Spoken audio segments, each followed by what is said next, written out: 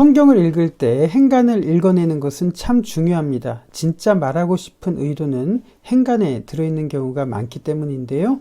오늘 마가복음 10장은 문맥과 맥락을 보지 못하면 자칫 오해하기 쉬운 본문입니다.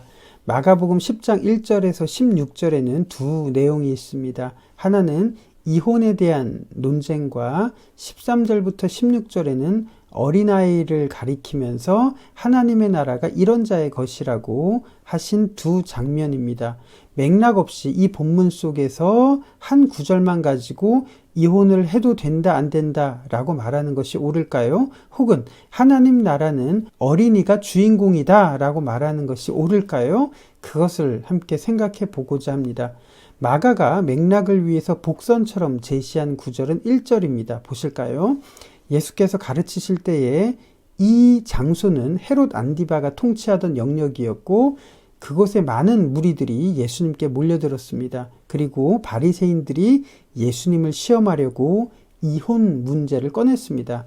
이혼 문제 자체가 중요한 거라면 1절은 보시다시피 없어도 되잖아요. 그런데 1절은 어떤 역할을 할까요? 예수님이 무리에게 가르친 이 장소는 헤로디아와 부당한 결혼을 했던 분봉왕 헤롯 안디바가 통치하던 영역입니다. 예수님을 시험하려는 사람은 바리새인들이고요. 만일 우리가 예수님의 가르침을 받았던 무리 중에 한 사람이라면 예수님은 어떤 종류의 사람이라고 인식했을까요? 예수님은 로마 시대에 활동하셨습니다. 로마 군대가 최고였던 이유는 병력과 무기와 조직력도 탁월했지만 또 다른 탁월한 점은 첩보력입니다. 역사가 요세푸스의 기록을 보면 많은 유대인들이 모일 때 반드시 로마 군대는 첩보력을 이용해서 이 무리들을 손바닥 보듯이 감시했습니다. 그 무리가 정치적인 색채를 띠면 즉시 로마 군대를 동원해서 반란의 씨앗을 제거합니다. 요한복음 6장에서 오병이어 기적을 행하신 이후에 유대인들이 예수님을 왕으로 삼으려고 했을 때 예수님이 그 자리를 즉시 떠나신 이유는 그 자리에 있었으면 다른 정치적인 지도자처럼 체포되어서 처형됐을 겁니다. 그렇지만 예수님이 겟세마네에서 기도하셨을 때 로마 군대가 출동했죠. 이 부분은 중간사 강의를 하면서 여러 차례 말씀을 드렸습니다. 그렇다면 예수님께서 무리에게 말씀을 하실 때 그 주변의 무리들은 누구였을까요? 언제나 예수님 주변의 무리들은 극빈자층의 빈민들이었습니다. 예수님께서 무리들에게 말씀하셨지만 아무 일이 없었던 것은 그 모임이 정치적인 모임이 아니라 종교적이라고 로마가 판단했기 때문에 그렇습니다. 그럼 서서히 그림이 그려지시죠? 종교적인 성격이었다면 유대 종교 중에서 어떤 계열이었냐가 유대 종교인들의 관심사였습니다. 종교인들은 정통성의 우위를 점하기 위해서 무리로부터 더 많은 지지를 받는 것에 혈안이 되어 있었거든요. 성전을 중심으로 사두개인이 있었고 민중들을 중심으로 바리새인들이 있었습니다. 광야를 중심으로 에세네파가 있었는데 예수님이 세례를 받으시러 광야에 나갈 때 많은 무리들이 모이지 않았습니까? 그 기록을 자세히 보시면 그 광야까지 누가 따라가냐면 바리새인과 사두개인들까지 따라갑니다. 이유는 하나예요. 누가 민중들로부터 더 많은 지지를 받느냐가 그들의 관심사였기 때문에 그렇습니다. 이 빈민들, 극빈자층을 염려하는 마음은 눈꽃만큼도 없었습니다. 그런 그들을 향해서 예수님은 독사의 자식들아 라고 말씀하셨던 것은 예수님이 어떠한 마음을 가지셨는지를 볼 수가 있는 부분이겠죠. 예수님은 성전을 중심으로 기득권을 행사하는 사두개인처럼 보이지는 않았습니다. 언제나 무리들과 극빈자들과 함께 했으니까요. 사람들은 예수님을 랍비라고 불렀습니다. 그래서 학자들은 유대인들에게 예수님이 바리새인처럼 보였을 거라고 생각을 하는 이유입니다. 문제는 바리새인 중에서도 어떤 바리새인이었냐 하는 부분인데요. 당시에 보수적이었던 샴마이 학파가 있었고 유연하게 율법을 해석했던 힐렐 학파가 있었습니다. 주전 20년 무렵에 형성된 두 개의 분파가 바리새인들을 형성하고 있었는데요. 바울은 가말리엘 문화에서 교육을 받았던 바리새인이었는데 힐렐 학파에 속했습니다. 그러니까 바리새인들이 예수님께 나와서 시험하기 위해서 묻습니다. 당신은 어느 계열인지, 혹은 율법을 어기는 구석은 없는지, 더 나아가서 헤롯 안디바를 자극해서 예수님을 죽일 명분은 없었는지, 시험거리는 굉장히 많았으니까요. 그래서 묻습니다. 사람이 아내를 버리는 것이 옳습니까? 이 질문에 대해서 어떤 대답을 하든지 간에 예수님은 난처하게 됩니다. 사람이 아내를 버리는 이 문제는 모세가 신명기 24장 1절에서 언급했던 부분인데요. 바리새인 중에서 힐렐 학파와 샴마이 학파 간에는 그 당시까지도 합의를 보지 못하고 논쟁을 했던 뜨거운 이슈였습니다. 일단 신명기 24장 1절은 어떤 구절일까요? 한번 보실까요?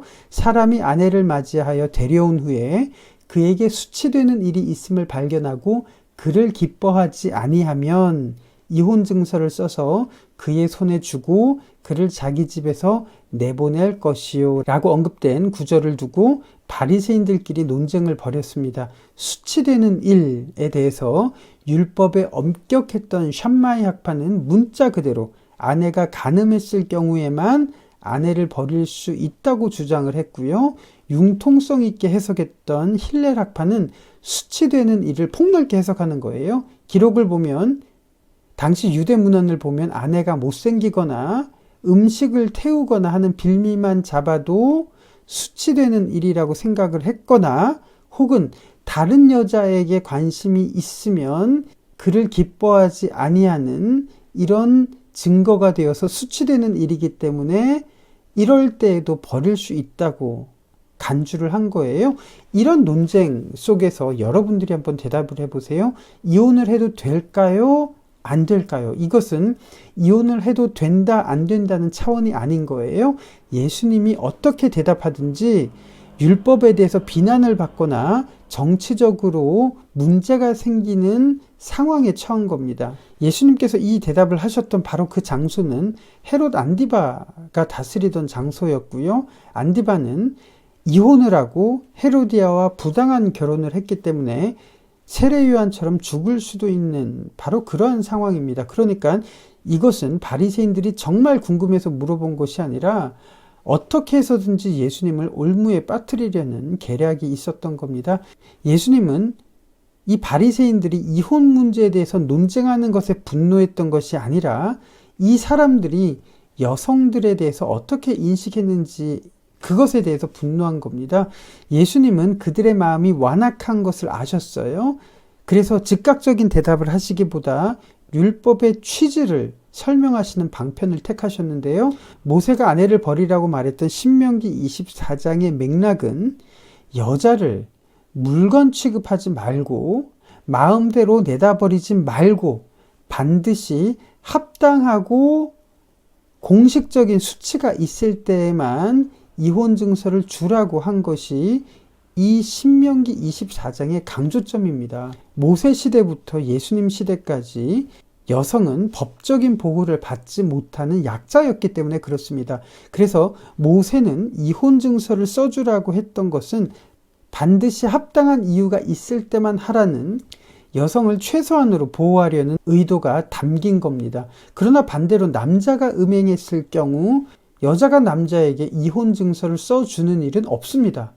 언제나 남자가 여자에게 써주는 경우만 발생할 뿐이에요. 발생한 게 아니죠. 신분의 차이가 그런 결과를 만드는 겁니다. 요한복음 8장에서 음행 중에 잡혀온 여인이 있었습니다. 돌에 맞아 죽게 됩니다. 이상한 점을 발견하지 못하십니까? 음행을 했는데 어떻게 여인 혼자 음행을 할 수가 있겠습니까? 남자는 어디 갔을까요? 예수님은 바로 이 점을 지적하신 거예요. 창조 때 남자와 여자는 동등하게 창조되었다. 그러므로 하나님이 짝지어 주신 것을 사람이 나누지 못한다라고 했을 때 강조점은 어디 있을까요? 절대로 이혼 못한다. 거기에 강조점이 있는 것이 아니라 여성을 소유물처럼 그렇게 취급하지 말라는 점에 강조점이 있는 겁니다. 제자들이 이 문제를 다시 묻습니다. 예수님께서 말씀을 하신 거예요. 진짜 말하려고 했던 것이 여성에 대해서 남성이 가진 권리와 지위만큼 여성의 지위를 동등하게 인정하고 대우해 주라는 바로 그 말씀을 예수님께서는 이렇게 하신 겁니다. 예수님이 음행 중에 잡혀온 여인을 향해서 너는 무죄하다라고 하지 않으셨습니다. 다시는 죄를 짓지 말라고 하셨죠. 그렇지만 청중을 향해서 하시려는 진짜 의도는 무엇일까요? 땅바닥에 죄 없는 자가 돌로 치라라고 말씀을 하셨지만 이 맥락에서 하시려는 진의는 이겁니다. 음행 중에 함께 있었던 남자는 어디로 갔느냐?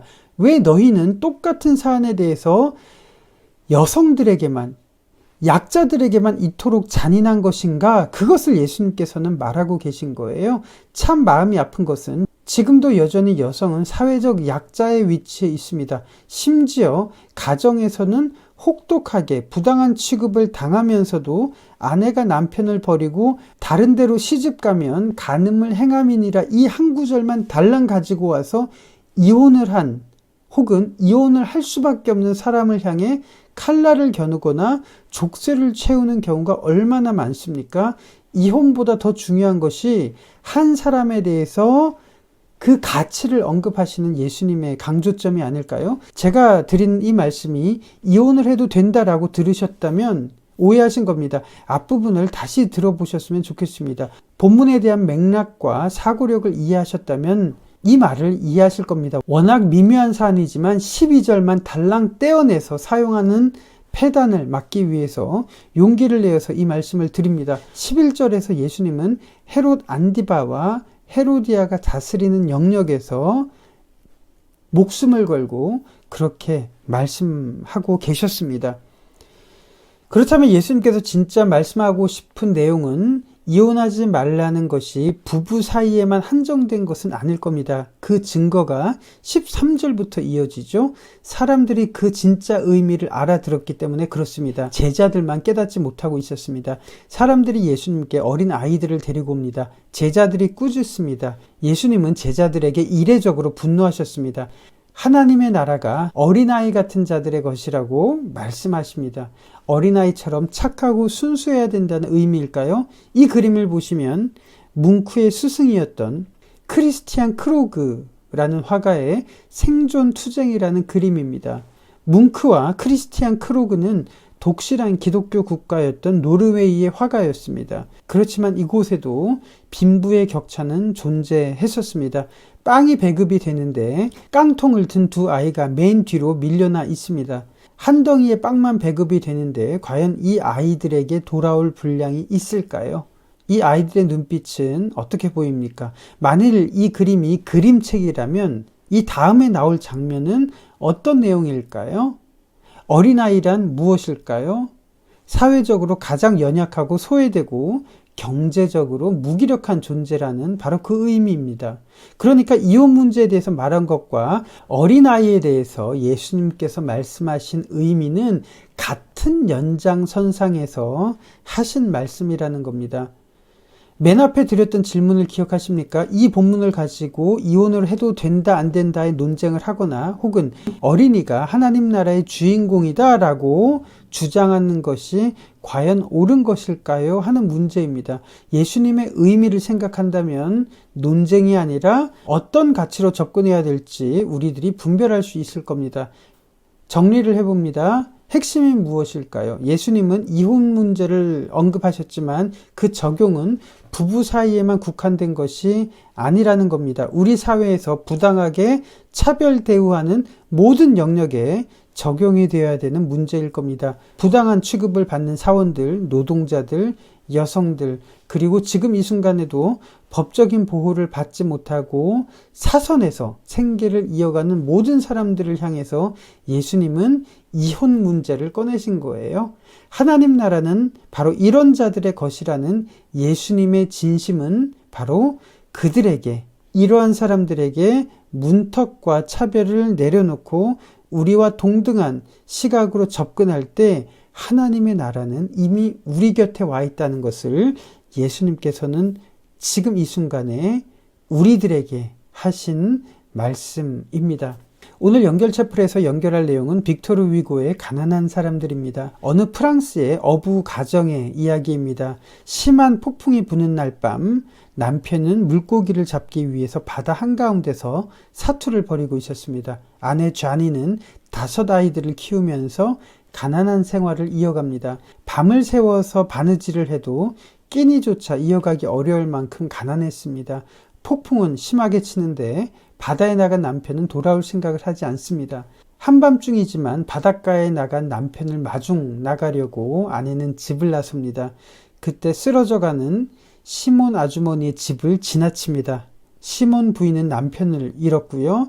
아주머니마저 2 어린아이를 키우고 있지만 병에 걸려서 본인의 몸조차 가누지 못했던 바로 그 상황입니다. 시몬 아주머니의 안부를 묻기 위해서 초가집 문을 두드려도 인기척이 없습니다. 쟈니는 그 집을 돌아서려고 마음을 먹습니다. 왜냐하면 쟈니는 자신의 가정도 끼니를 걱정하는 마당에 남을 신경 쓰는 것이 오지랖처럼 생각이 됐기 때문입니다. 그때 강풍이 불었고요. 쟈니가 집 문에 부딪힙니다. 그렇게 시몬 부인의 집 문이 열립니다. 집안은 어둡고 썰렁했고요. 온기라고는 전혀 없었습니다. 시몬 아주머니는 죽은 채 침대 위에 누워 있었고 죽는 순간에도 어린아이들을 걱정하느라 아이들에게 외투를 덮어준 채로 죽어 있었습니다. 외투 아래에는 잠든 2 어린아이들을 쟈니는 보게 됩니다. 그리고 쟈니는 갈등을 하죠. 결국에는 이 외투와 함께 잠을 자고 있는 2 아이를 데리고 집으로 옵니다. 날이 밝았습니다. 바다에 나간 남편이 돌아왔습니다. 그렇지만 가난한 살림을 더 무겁게 했다는 죄책감으로 남편의 얼굴을 똑바로 보지 못합니다. 오늘 연결체플은 빅토르 위고의 가난한 사람들 마지막 부분입니다. 빅토르 위고는 이런 말을 했죠. 인생에서 최고의 행복은 사랑받고 있다는 확신이다. 자기도 모르는 사이에 사랑받고 있다는 확신은 자기 자신을 행복하게 한다라고 말했습니다. 하나님 나라는 이런 자들의 것이라고 빅토르 위고도 말하고 있습니다. 빅토르 위고의 가난한 사람들 마지막 부분을 여러분들에게 연결하도록 하겠습니다. 쟈니는 망설이더니 겁먹은 얼굴로 남편에게 말했다. 여보, 시몬 아주머니가 죽었어요. 언제 죽었는지는 모르겠지만 죽을 때는 몹시 고통스러웠던 것 같아요. 분명히 그랬을 거예요. 어린 것들을 생각하면요. 젖먹이 2만 남겨놓고 말이죠. 큰 아이는 기어다니기라도 하지만 작은 아이는 정말 갓난아기니까요. 남편은 눈을 껌뻑이며 엄숙한 표정을 지었고 속으로 이렇게 생각했다. 아, 하나님, 왜 우리에게 이런 상황을 허락하셨죠? 가난한 상황도 다 하나님의 뜻대로 되는 것이니 시몬 부인의 아이들은 우리가 무시해도 되는 거 아닌가요? 하나님은 과부와 고아를 다 돌본다고 하셨으니 굳이 우리가 나서지 않아도 되겠죠? 저희는 그 아이들을 떠맡을 여력조차 없는 거 아시잖아요. 우리 아이들에게도 먹을 것이 없어요. 오 주님, 어쩔 수 없지만 데려오겠습니다. 남편이 아내에게 시몬 부인의 아이들을 데려오라고 말하자 쟈니는 조용히 남편에게 덮어놓은 이불을 걷어 보였다. 이불 속에는 죽은 시몬 아주머니 아이들이 얼굴을 맞댄 채 평화스러운 꿈에 젖어 있었다. 최후의 심판날에 천사들의 나팔 소리에도 이 아이들은 결백하게 잠들어 있을 것처럼 보였다.